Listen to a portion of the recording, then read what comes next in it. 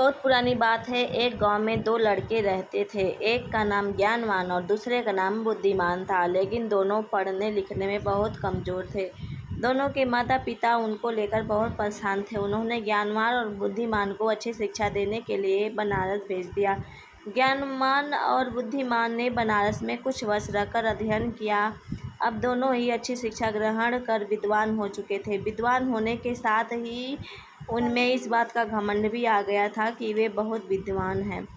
इस हर जगह दोनों ही अपने को अधिक श्रेष्ठ और दूसरे को नीचा दिखलाने का प्रयत्न करते थे। दोनों को कई बार उनके शिक्षकों ने इस बारे में समझाया, किंतु दोनों अपने को ही श्रेष्ठ समझते थे। शिक्षा खत्म होने के बाद दोनों को बनारस से अपने गांव वापस लौटना था। रास्ता बहुत लंबा था। चलते चलते उन्हें रात हो गई और उन्होंने एक गांव में अपना डेरा डाला। गांव के जमींदार को पता चला कि उनके गांव में बनारस के विद्वान आए हुए हैं। जमींदार साहब ने दोनों विद्वानों को रात्रि विश्राम और भोजन के लिए अपने घर आमंत्रित किया। ज्ञानवान और बुद्धिमान दोनों जमींदार के घर आ गए। जमींदार ने दोनों को रुकने का अलग अलग व्यवस्था की और स्वादिष्ट पकवान बनाए। जमींदार पहले ज्ञानवान के पास गया और हाल चाल जाना। जमींदार पहले तो ज्ञानवान से बहुत प्रभावित हुआ, किंतु अपने घमंड और बुद्धिमान को नीचा दिखाने के लिए ज्ञानवान जो जमींदार से बोला, बुद्धिमान तो नाम का बुद्धिमान है, इतने दिन बनारस में रहकर भी वो कुछ नहीं सीखा और अभी भी गधा ही है। घमंडी विद्वान की कहानी। घमंडी विद्वान के बारे में आगे यह है कि ज्ञानवान की बातें जमींदार को अच्छी नहीं लगी।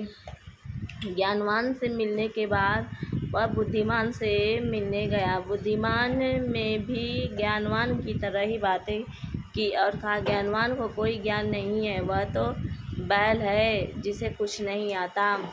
जमींदार दोनों से बहुत निराश हुआ और कुछ देर बाद उसने ज्ञानवान और बुद्धिमान को भोजन के लिए बुलाया। दोनों भोजन के लिए आए।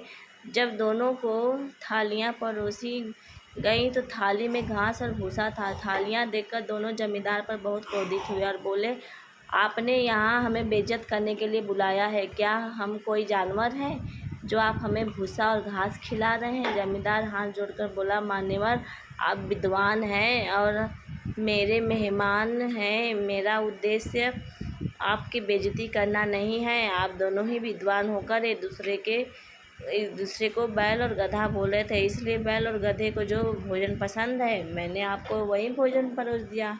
जमींदार की बात सुनकर ज्ञानवान और बुद्धिमान को अपनी गलती का एहसास हुआ और दोनों ने एक दूसरे से क्षमा मांगी और जमींदार को धन्यवाद दिया। जमींदार ने भी दोनों को स्वादिष्ट पकवान खिलाए और दोनों को खूब आवाभगत किया। आपको कहानी अच्छी लगी तो लाइक से सब्सक्राइब जरूर कीजिएगा। राधे राधे।